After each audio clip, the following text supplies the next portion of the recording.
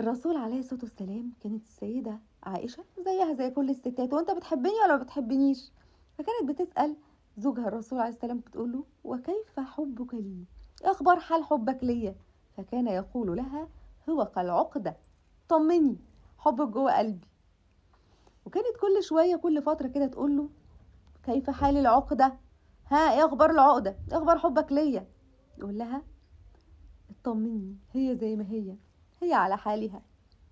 كان دايما بيطمنها ويقول لها انه اجمل حاجه مفرحاه انها هتبقى زوجته في الجنه.